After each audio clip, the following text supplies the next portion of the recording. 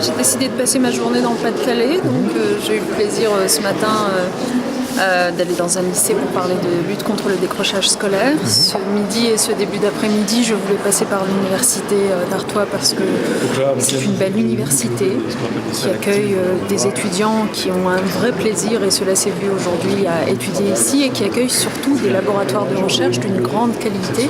Et c'est pourquoi je voulais m'arrêter notamment au CRIL, le laboratoire qu'on vient de visiter, qui est quand même une pépite, autant le dire honnêtement, qui est un laboratoire qui est installé certes en région, dans une université qui n'est pas la plus grande de France, et pourtant qui est un laboratoire de renommée internationale et connu pour l'excellence de ses recherches en intelligence artificielle.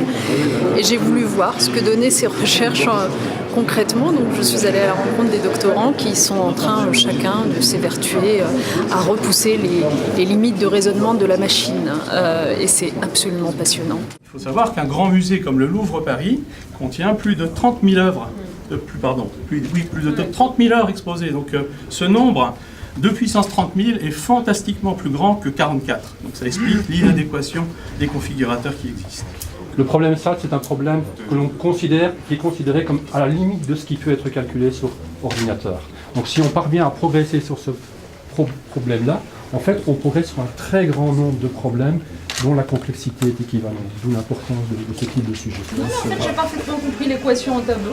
Oui.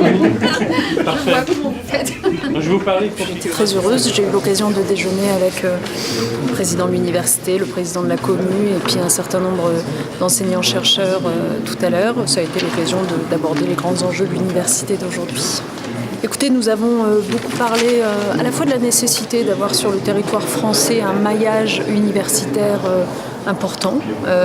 C'est important d'avoir des universités de tailles différentes qui remplissent des rôles différents, dans lesquels on peut trouver des filières et qui répondent le mieux possible aux besoins des étudiants.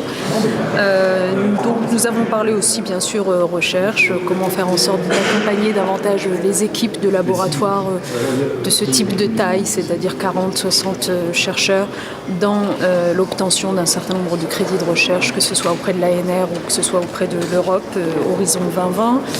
C'était vraiment un beau moment, et donc je termine maintenant mon déplacement sur ce territoire en allant visiter la DSDEN, c'est-à-dire la Direction des services déconcentrés de l'éducation nationale, les petites mains qui permettent que tout cela fonctionne, c'est-à-dire les agents des rectorats et des services déconcentrés de l'éducation nationale qui au quotidien permettent que les besoins se rencontrent.